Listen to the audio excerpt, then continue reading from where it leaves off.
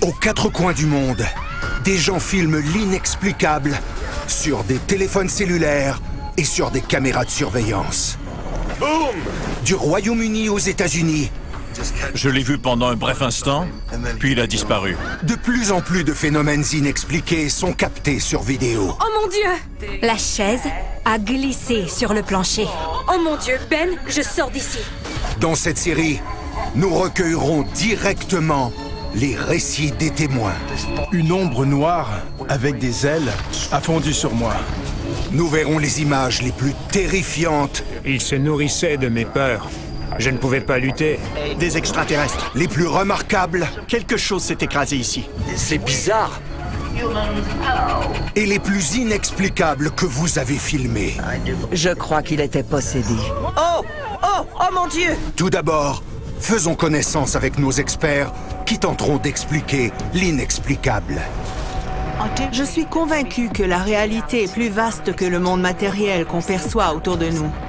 Je ne pense pas que la science et la raison détiennent toutes les réponses. Pour moi, ça ne fait aucun doute. Certains phénomènes sont inexplicables. Dans la vie, je crois que tout s'explique. Je participe à des enquêtes scientifiques pour analyser les phénomènes qu'on nous rapporte, mais je vais aussi à la chasse aux fantômes dans mon temps libre. Je suis un sceptique pur et dur. Si ça me semble évident que c'est truqué, je vais le dénoncer. Je crois aux fantômes parce que j'ai déjà été en leur présence. Il y a des choses qu'on ne peut pas expliquer. La science a beaucoup de chemin à faire pour prouver l'existence de la vie après la mort. Ma mère était médium. Alors j'ai grandi avec les fantômes. La vie se poursuit après la mort. Et je crois qu'il y a toutes sortes de formes de vie sur d'autres planètes. Est-ce qu'il y a toujours une réponse à un phénomène inexpliqué? Non.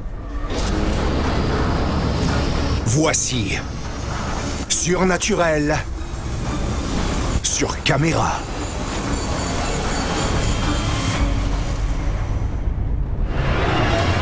Dans cet épisode, une maison hantée aux États-Unis Je me suis dit, mais qu'est-ce qui vient de se passer? a décidé de se faire entendre. Ça nous suivait partout où on allait. Le même phénomène se produisait encore et encore. Juste là, on le voit bien. Aucune idée de ce que c'est. Un jeu d'évasion au Royaume-Uni? Il y a eu des voix, des murmures et des égratignures qui sont apparus sur certaines personnes. A admis plus de joueurs que prévu. Ce que la vidéo montre, sans aucun doute, c'est de l'activité paranormale. Un esprit frappeur. En Floride, certains communiquent avec les esprits Êtes-vous une poupée hantée? par l'entremise d'une poupée inquiétante. Mon Dieu! Elle est tombée! Mon Dieu! Elle est tombée! Incroyable! Je n'en revenais pas. J'étais soufflée. Au Massachusetts, un homme a une force extraordinaire qui lui monte à la tête. Je suis l'homme au crâne surhumain.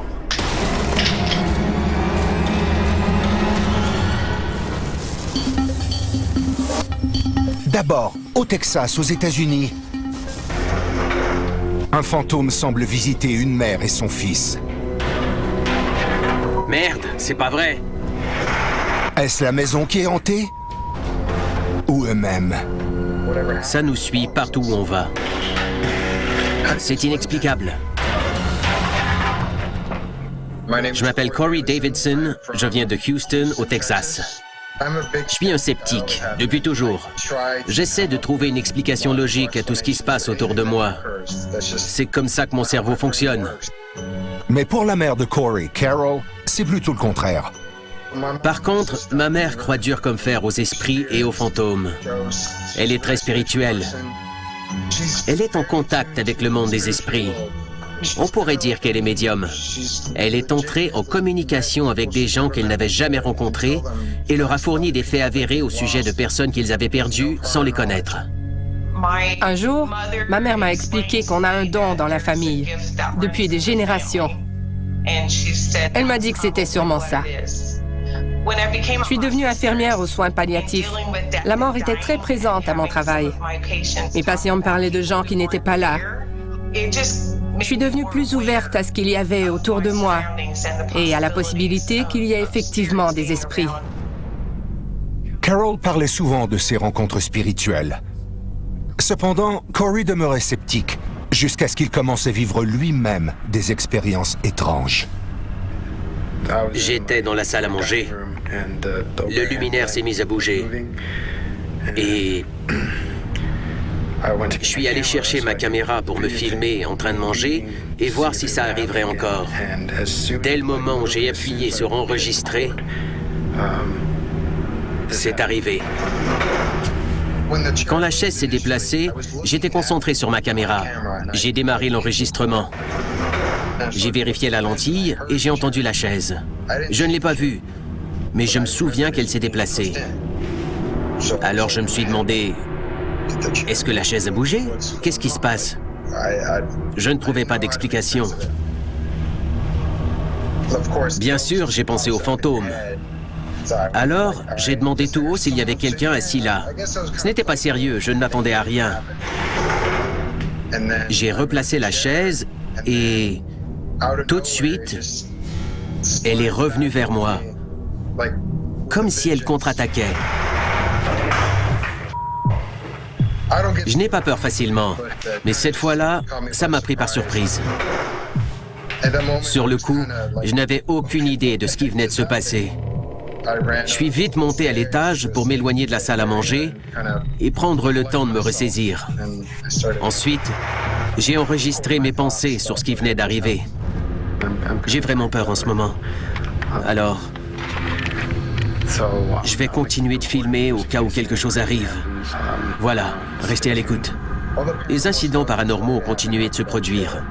Peut-être que l'esprit n'aimait pas que je pousse la chaise comme ça. Il pensait peut-être que je voulais jouer avec lui, que c'était une invitation, et qu'il s'amusait. L'esprit frappeur aimait bien venir interrompre le solo de batterie de Corey. J'ai toujours aimé jouer de la batterie chez moi. Et chaque fois que j'en jouais, l'horloge murale tombait, comme ça. J'ai installé ma caméra. Je voulais le montrer aux autres. Alors j'ai commencé à jouer de la batterie, mais rien ne se passait. Et puis tout à coup, les partitions de musique ont glissé sur le clavier. Ce n'était jamais arrivé avant. Puis, l'horloge est tombée. C'est pas vrai? Bon, l'horloge est tombée par terre. Elle était accrochée au mur.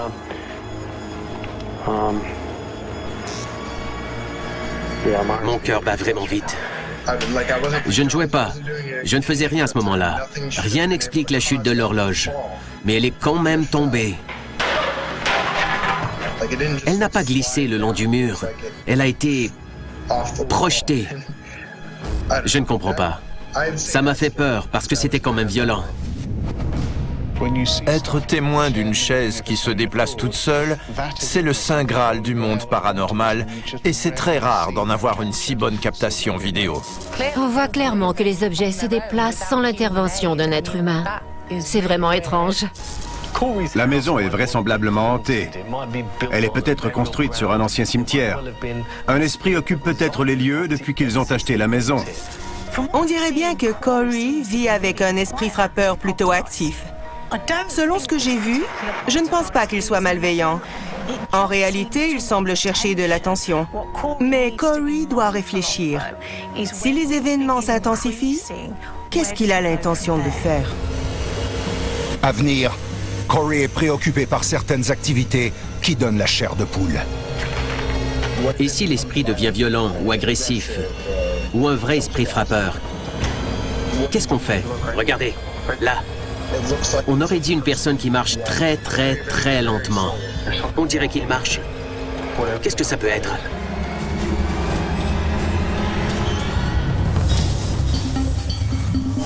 Poursuivons à Stoke-on-Trent, où les propriétaires d'un jeu d'évasion misent sur l'univers paranormal.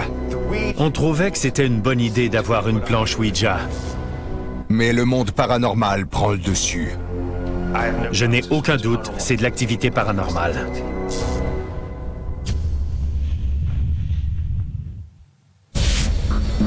Voici Damon, son fils Dylan et son chien Benji qui possèdent un jeu d'évasion inquiétant. Les jeux d'évasion sont comme des casse-têtes. On se glisse dans un scénario pour environ 1 heure. Notre offre est unique. Elle est entièrement en lien avec le thème de l'horreur. Et le bar, le coin détente, les jeux, tout est là pour faire peur. On a travaillé fort pour donner aux gens l'expérience la plus terrifiante et la plus immersive qu'on puisse avoir dans un jeu d'évasion. Mais il semble qu'il ne s'agit pas que d'un léger divertissement. On a hérité d'un fantôme quand on a pris possession de l'immeuble. Le vendeur m'a dit « Voici les clés. En passant, il y a un fantôme. » Il m'a dit qu'une femme apparaissait dans l'escalier. Plusieurs personnes nous ont avertis quand on a visité l'immeuble. Ils nous ont dit de nous méfier parce qu'ils entendaient des bruits venant de l'étage, des pas sur le palier. À ce moment-là, on ne les croyait pas du tout. Jusqu'à ce qu'on les entende nous-mêmes. On entendait des bruits de pas. Il y avait aussi des portes qui se fermaient toutes seules. Parfois, c'était des sons qui pouvaient me glacer le sang. Des sons effrayants, surtout quand j'étais seul dans l'immeuble. Peu après, les clients de Damon et Dylan ont eux-mêmes senti une présence dans les lieux. Un groupe d'amis est venu jouer. Quand ils sont partis, une femme qui faisait partie du groupe s'est arrêtée devant moi et m'a dit qu'elle ne comprenait pas comment j'avais fait. Je lui ai demandé de quoi elle parlait. Elle m'a dit qu'elle avait vu une dame de l'époque victorienne traverser la pièce. Ce n'est pas possible. Je suis allé visionner les vidéos de surveillance et au moment précis où elle prétendait avoir vu l'entité, il y avait à l'écran d'étranges formes lumineuses qui flottaient ici et là dans le corridor. C'était au même moment. Elle tournait dans l'air, puis revenait. Elle traçait une forme de cœur. Puis, une grande forme lumineuse les a suivis pour entrer dans la pièce. Convaincus qu'ils avaient des locataires fantomatiques, ils ont décidé de rendre les lieux encore plus terrifiants en ajoutant des bibelots évoquant l'au-delà et l'étrange partout dans la maison. Dans le fond ici, il y a un vieux crucifix et une Bible qui ont servi à des exorcismes. Il y a aussi à côté une poupée hantée d'Albanie faite de cire, de cheveux humains et de brindilles. Mais l'accessoire le plus effrayant sert à invoquer les esprits. Ici, on a un jeu qui se passe de présentation, la planche Ouija. On l'a fait faire. On trouvait que c'était une bonne idée d'avoir une planche Ouija. Mais ça s'est retourné contre nous. Je pense qu'on a ouvert quelque chose. En l'installant, par inadvertance, on a ouvert un portail qui permet aux esprits d'entrer. La plupart des gens qui se servent d'une planche Ouija ne savent pas ce qu'ils font et laissent le portail ouvert. Ceux à qui ils parlent restent ici. Je pense que par la présence d'un outil de communication avec le monde des esprits, ils ouvrent les bras à des fantômes, ce qui peut causer des événements paranormaux. Ouvrir une porte n'est pas comme la fermer. Une fois le portail ouvert, il ne sera pas nécessairement aussi facile à fermer. C'est très important de savoir ce qu'on fait. Certains prétendent pouvoir communiquer avec des esprits et des démons avec une planche Ouija. Ils peuvent très bien ouvrir la porte et laisser entrer des esprits. Mais ces esprits peuvent être négatifs. On ne devrait pas jouer avec la magie noire. Une planche Ouija peut être dangereuse si on ne s'en sert pas de la bonne façon. On peut communiquer avec n'importe quoi ou n'importe qui. Pas nécessairement avec les gens qu'on espère joindre sur le moment. Les clients se sont amusés avec la planche. Damon et Dylan croient que pour cette raison, l'activité spirituelle dans l'immeuble a pris une mauvaise tournure. Un employé dirigeait un des jeux avec les clients, Entité. C'est un jeu qui implique des fantômes et de l'activité paranormale. Après la partie, il est venu me voir et m'a dit qu'il avait chaud sur le côté gauche. Il a soulevé son chandail et il avait 4 égratignures sur le côté de son abdomen. Si cette chose laisse des marques sur le corps des employés, ça veut dire que c'est sans aucun doute plus sérieux et plus malveillant qu'un simple esprit. La présence s'en prend aussi à Damon et Dylan. On éprouve une drôle d'impression. On dirait qu'il nous prend notre énergie. Je me sens vraiment bizarre parfois. C'est comme s'il y avait une paille qui entrait en moi et qui aspirait toute mon énergie. J'ai pensé que je n'y arriverais pas. Je ne pensais pas pouvoir rester ici à cause de toute cette agressivité. Comment j'allais travailler la nuit? Plus tard, les entités se manifestent encore. Ce qu'on a vu, je n'ai aucun doute, c'est de l'activité paranormale. Et Damon et Dylan essaient de les interroger. Êtes-vous piégé ici?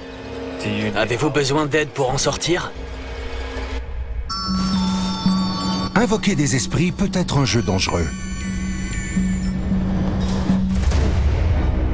Particulièrement avec les planches Ouija.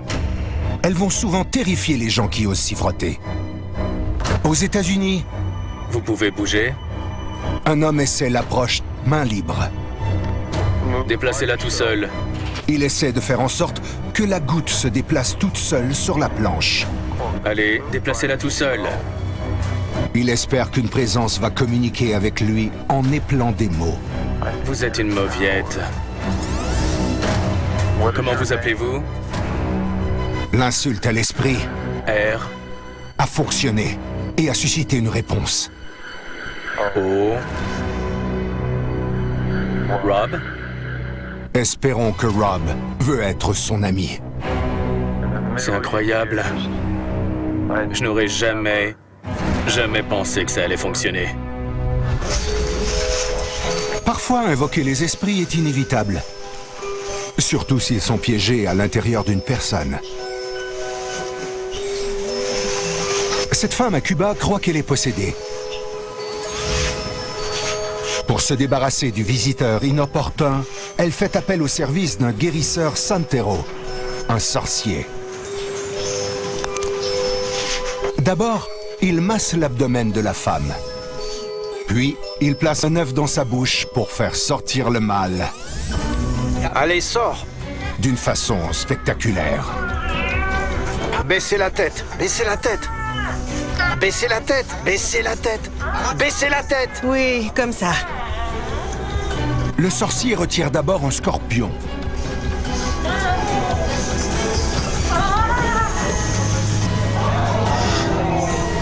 Puis un papillon.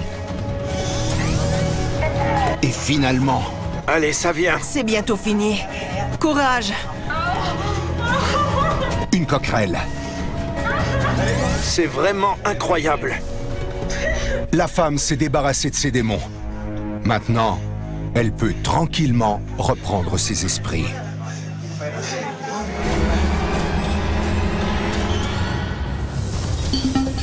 Maintenant, en Floride, aux États-Unis, un couple cherche des signes surnaturels. Êtes-vous une poupée hantée? Et une poupée inquiétante à son propre esprit. Oh mon Dieu! Elle est tombée! Mon Dieu! Elle est tombée! Non mais c'est incroyable! Honnêtement, je n'arrivais pas à en croire mes yeux.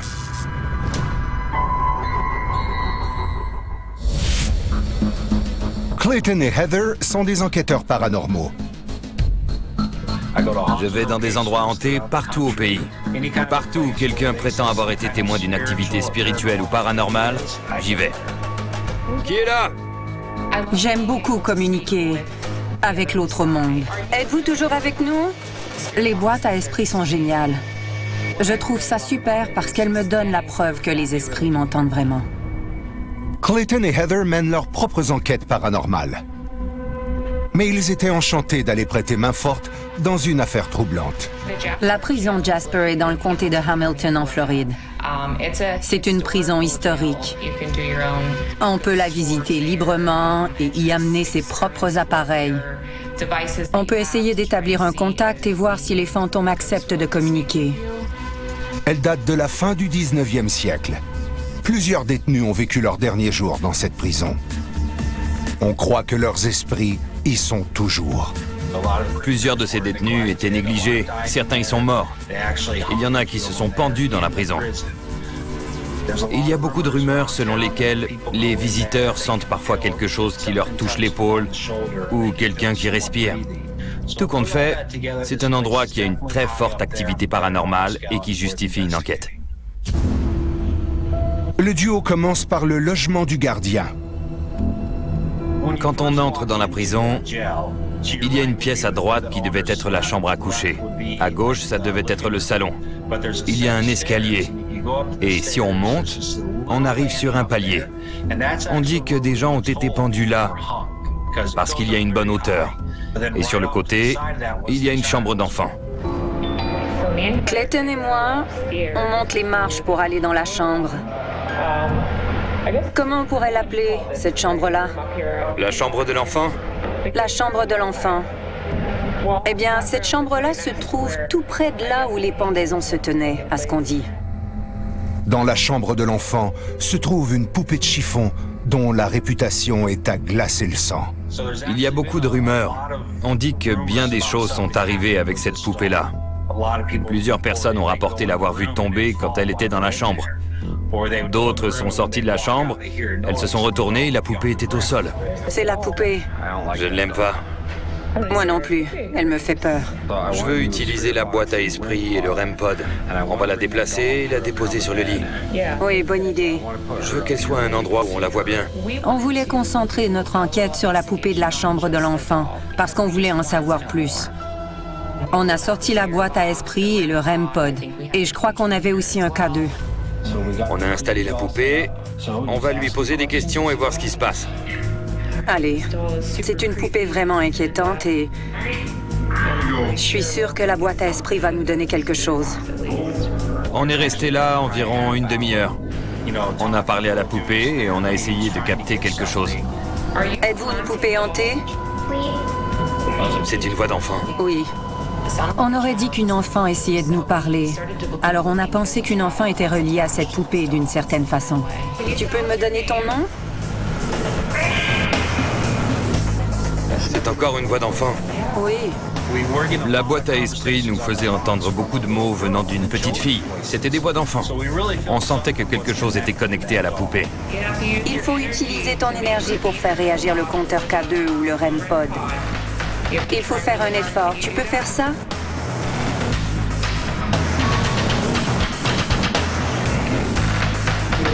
Elle dit une seconde. Vraiment? Oui. À un certain moment, on aurait dit une vraie conversation.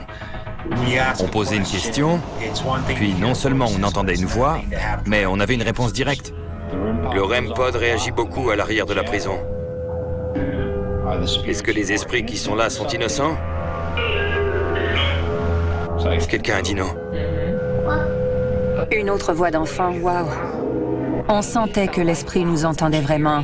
Il communiquait, il nous faisait comprendre qu'il entendait très bien toutes nos questions. Est-ce que ça te va qu'on soit dans la chambre? Oui. Oui. Une autre voix. Oui. On voulait obtenir une réaction de la part de la poupée. C'est ce qu'on espérait. Mais on ne s'attendait pas à ce qui est arrivé. Sais-tu qui on est? Peux-tu dire nos noms? Oh, attends, regarde la poupée, regarde! Oh mon Dieu! J'étais super enthousiaste. Mais à vrai dire, je ne savais pas trop si la poupée était tombée toute seule à cause de la gravité. On ne l'avait pas touchée. Alors, c'était vraiment mystérieux. Clayton et Heather ne savent pas ce qui a fait tomber la poupée. Mais plus tard... La tête bouge, regarde. Elle fait un autre mouvement. Oh mon Dieu! Elle est tombée! Mon Dieu! Elle est tombée! Non mais c'est incroyable!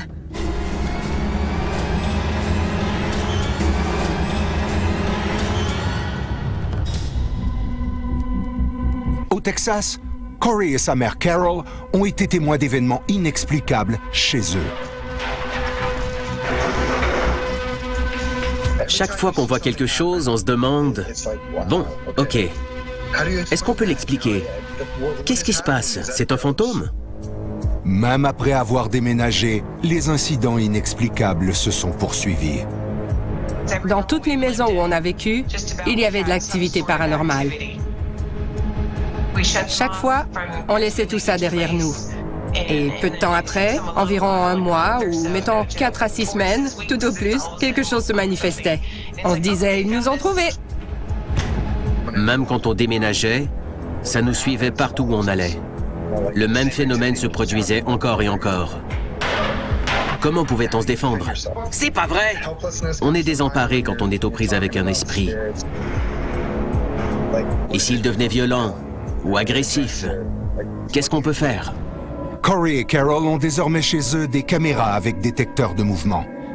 Ils ont très vite capté des phénomènes étranges dans leur nouvelle maison, comme la porte de garage qui s'ouvre toute seule. Au départ, je me suis dit que ma mère arrivait. La seule façon d'expliquer ça, c'était que ma mère avait appuyé sur la télécommande dans sa voiture. Ce n'était pas moi. Je n'y ai pas touché. Et d'autres événements inexplicables restent à venir. J'ai entendu un bruit. On vit à la campagne, alors ça pouvait être n'importe quoi. Alors, je suis allé voir là d'où venait le bruit, selon elle. Je n'ai rien vu. Corey ne remarque rien. Puis, il visionne les images captées par les caméras de surveillance. Regardez, là, là.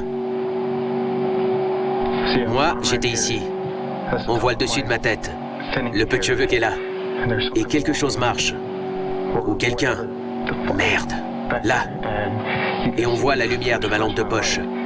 Je l'ai dirigée un peu partout. Mais malheureusement, non, j'ai éclairé l'arrière. Il n'y avait rien. Je n'ai rien vu sur le moment, mais maintenant, on le voit, même si on ne sait pas ce que c'est. On voit une ombre. On dirait une personne qui marche. Très, très, très lentement.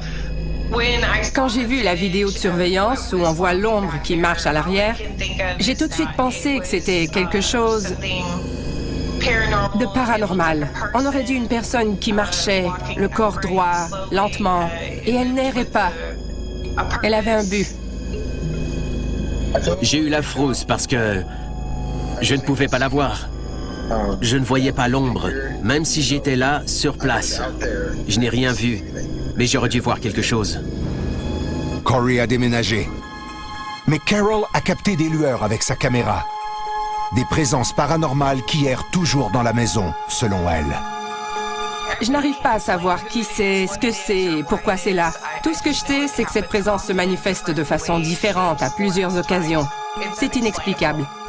En fin de compte, je suis sûr que c'est elle qui est hantée. J'ai épuisé toutes les explications possibles.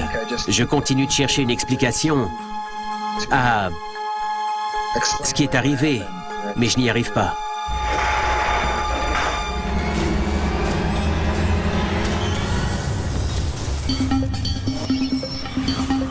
Ensuite, au Massachusetts,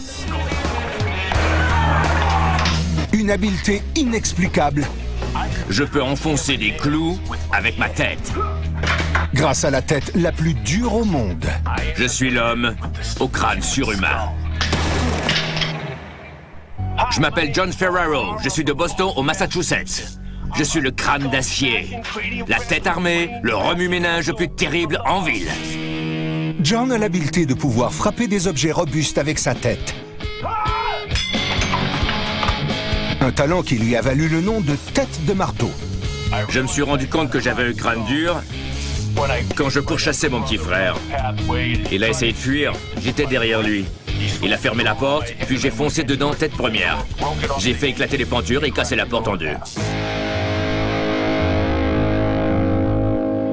John a compris qu'il était surhumain quand il a passé une IRM il y a 10 ans. L'image a révélé que son crâne était 2,5 fois plus épais que le crâne moyen. C'est une erreur génétique. Il faut se servir de toutes les habiletés et des dons qu'on reçoit. Chacun a un don, ou une habileté spécifique, ou quelque chose qui le rend unique. Ça, c'est mon don à moi.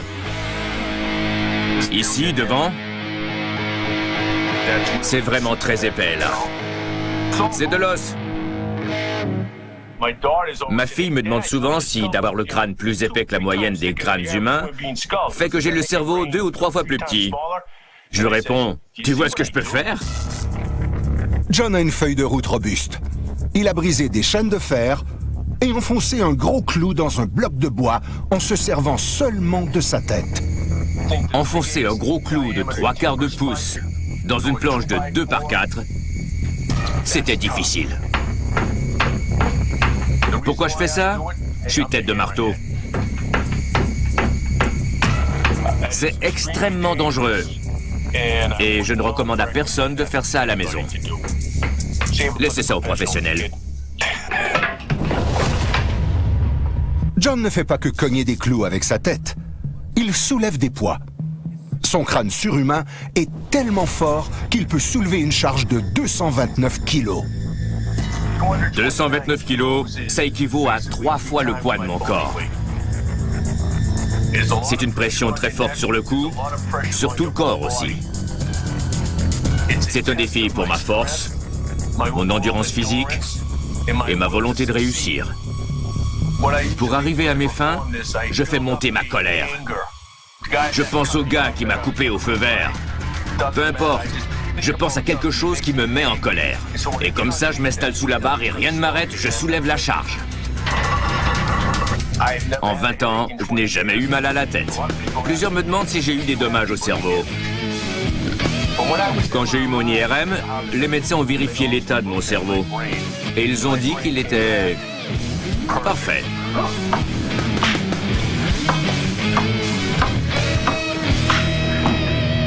J'ai simplement un crâne incroyablement épais et fort. C'est tout. Vas-y! La force spectaculaire de John lui a valu pas moins de 13 records du monde. On a cassé plus de 45 blocs de ciment sur ma tête. Une boule de bowling de 7 kilos m'est tombée dessus d'une hauteur de 3 mètres. Et j'ai fait tous mes exploits en respectant les exigences officielles. Il faut donner un spectacle avec tout ça. Il faut trouver une façon pour que ça devienne attrayant. Et ce qui ne le tue pas, le rend plus fort. Pour chaque nouveau défi, j'essaie de monter le niveau. J'augmente la résistance du bois dans lequel j'enfonce un clou, ou le poids que je vais soulever avec mon crâne. C'est en essayant d'aller plus loin qu'on devient meilleur dans ce qu'on peut accomplir. Ma devise, c'est l'esprit sur la matière. Si on perd l'esprit, peu importe la matière.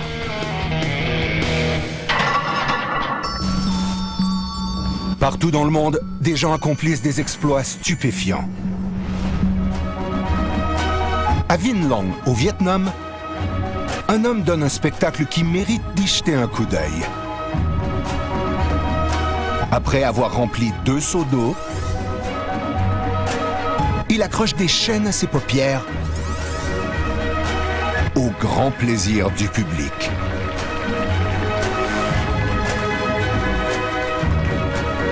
Et comme si ce n'était pas assez impressionnant, il avale aussi un sabre. Et il n'y a pas que la foule qui reste là, bouche bée. Il faut avoir bon pied, bon œil. Une femme en Californie peut littéralement jeter un coup d'œil. Mais par prudence, vaut mieux ne pas essayer ça à la maison. Toujours aux États-Unis, un contorsionniste du Nevada a un torse déconcertant. Sa flexibilité extraordinaire et sa rapidité spectaculaire le font paraître comme un homme d'un autre monde. Mais une chose est sûre, il s'agit là d'un véritable tour de force.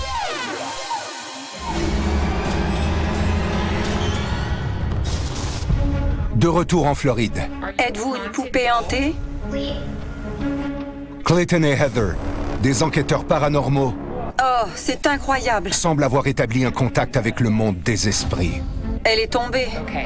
On l'a remise en place. On voulait voir si on pouvait lui parler encore et on l'a assise dans une position stable. La deuxième fois qu'on a placé la poupée, je l'ai assise de façon à ce qu'elle ne tombe pas. Dis-nous pourquoi la poupée est tombée. Oh, t'as vu? Quoi? Regarde le compteur. C'était génial, merci beaucoup. Quand j'ai posé la question, l'entité m'a fait comprendre qu'elle m'avait entendu et qu'elle était là. Cette chose liée à la poupée essayait de communiquer avec moi. Regarde le compteur. Il n'a pas l'air de se calmer. Maintenant... Oh! Oh mon Dieu! Le cadeau vient de tomber. Oh mon Dieu, Clayton, ça donne froid dans le dos. Oh, d'accord. Le K2 était appuyé contre la poupée. Je pense que la poupée a déployé assez de force pour le faire basculer. L'esprit présent dans la pièce a fait bouger la poupée et le K2. Si ça s'était arrêté là, j'aurais été satisfait de ce qu'on avait. Mais on a replacé la poupée pour une 3e fois, et cette fois-là, on l'a presque couchée sur le dos. La tête bouge, regarde. Oui, c'est ce que j'ai cru voir. On dirait qu'elle se tourne pour nous regarder. Incroyable. Tu l'as vue? Oui, regarde, elle bouge encore. À un moment, on aurait dit que la poupée tournait la tête et me regardait. C'est une poupée de chiffon. La tête n'est pas mobile. Elle est cousue de là à là. Il n'y a pas de mouvement possible. Mais on dirait vraiment qu'elle a tourné la tête et m'a regardé, même si c'est impossible pour une poupée comme celle-là. Veux-tu qu'on te replace dans le lit où tu étais? Elle a dit lit. S'il vous plaît, aussi. Peux-tu nous dire comment tu t'appelles avant qu'on te replace? Si tu arrives à m'entendre, peux-tu faire tomber la poupée par terre, en bas du lit? Est-ce que c'est possible? Quand Heather a demandé à la poupée si elle pouvait tomber du lit, on voulait s'amuser un peu. On voulait voir jusqu'où on pouvait aller. Le K2 est tombé encore une fois. Oh mon Dieu! Elle est tombée! Mon Dieu! Elle est tombée! Non mais c'est incroyable! On était complètement stupéfaits. On était contents et emballés. C'était un signe. Il nous disait « Oui, je suis là et je vous écoute. » C'est pas vrai. Waouh! L'esprit m'a vraiment entendu. Elle est tombée par terre. Oh mon Dieu, c'est dément. Je n'en revenais pas. J'étais soufflée. Les esprits peuvent certainement s'attacher à des poupées. On peut se servir d'une poupée comme canal pour que les esprits arrivent à communiquer avec les vivants. On entend souvent parler d'objets auxquels des esprits se sont attachés. Dans le même sens, c'est particulièrement fréquent que les objets choisis par les esprits pour se manifester soient des poupées. Il y a des gens à la recherche d'une réponse à la question de l'existence, de la vie après la mort. On le voit entre autres chez ceux qui enquêtent sur des objets possédés. Ils font preuve de curiosité. Ils ont besoin d'une preuve qu'il y a bel et bien une vie après la mort. Je vais la ramener. Je pense qu'elle est prête à aller au lit. Waouh, c'est ce qu'on voulait et c'est exactement ce qui est arrivé. C'est fou. À ce moment-là, je me suis dit que ça concluait très bien notre enquête. On savait qu'elle nous entendait. Et il y avait quelque chose dans la pièce avec nous. On n'était pas seuls. Je n'en revenais pas. On lui a demandé de faire quelque chose et elle l'a fait. Même si ce n'était pas facile. Tomber sur le devant, puis rouler et tomber du lit, ça prend beaucoup d'énergie. On était vraiment contents que ça arrive. On était reconnaissants et fébriles aussi. Je pense que j'ai même levé les bras en l'air dans l'excitation du moment.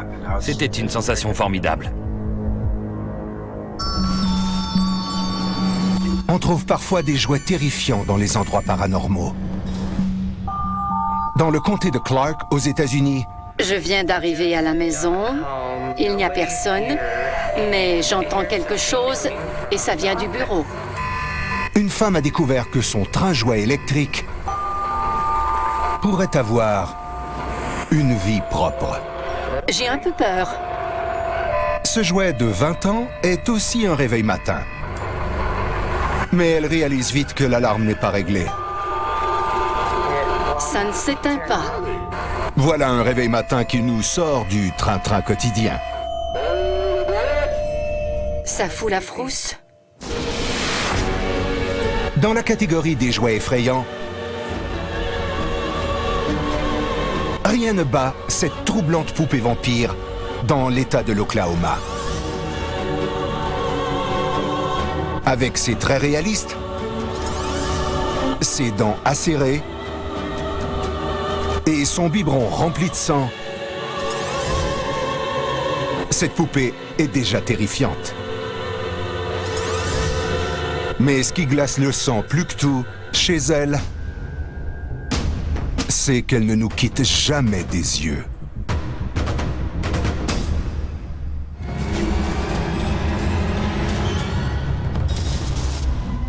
À Stoke-on-Trent, les propriétaires de jeux d'évasion Damon et son fils Dylan ont affaire à une présence fantomatique obscure. On a entendu des voix, des murmures. On a même constaté des égratignures sur un employé. J'ai 46 ans. Je n'ai pas peur de marcher dans un cimetière la nuit ou dans le brouillard, pas de problème.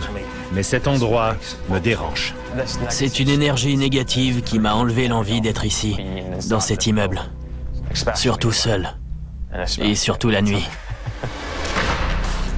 Un soir, Damon et Dylan obtiennent enfin la preuve d'activité paranormale qu'ils attendaient. C'était une soirée calme. Je suis entré dans la pièce et la première chose que j'ai vue était un objet par terre. Je ne savais pas trop ce que c'était. J'ai allumé pour y jeter un coup d'œil.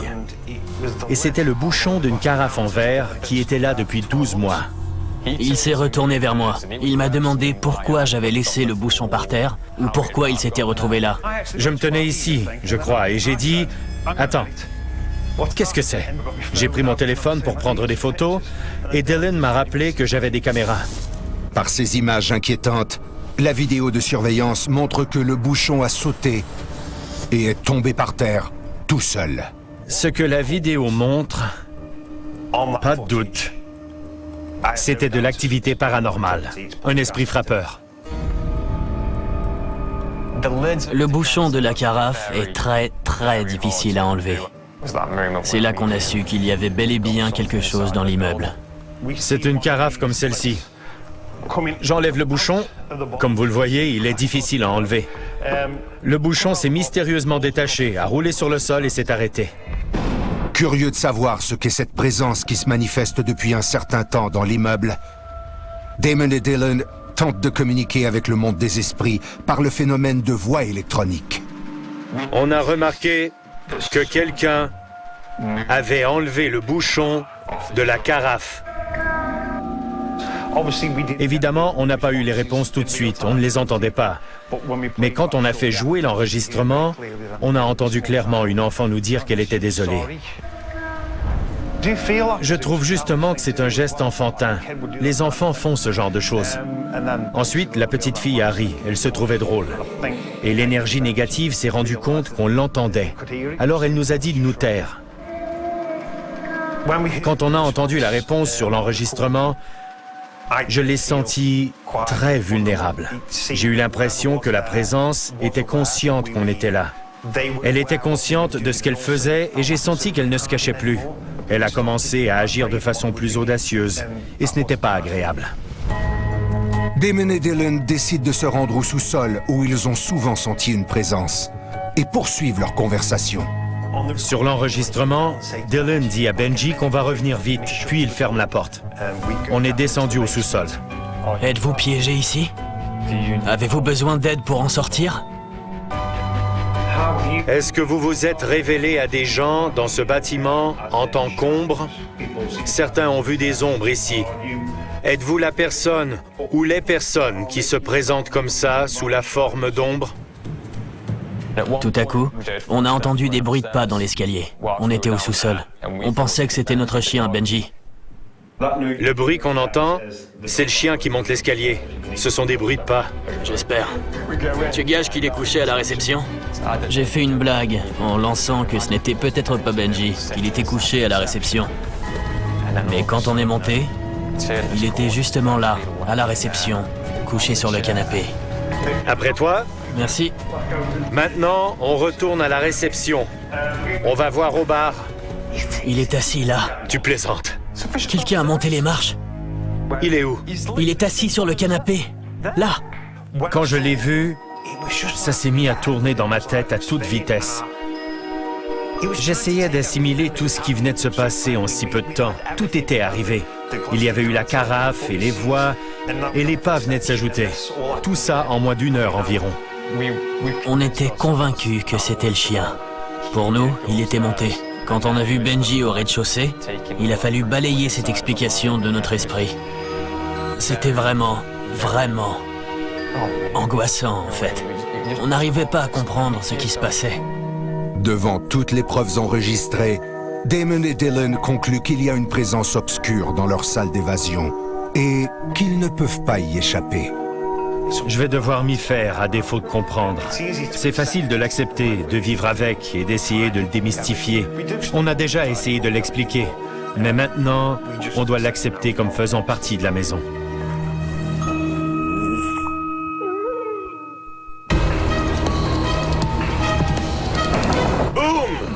Aux quatre coins du monde. Ouvre la porte. Plus que jamais, des gens captent des événements qui paraissent inexplicables. Bon sang! Sur leur téléphone cellulaire. Il y avait quelque chose près de toi. La balle!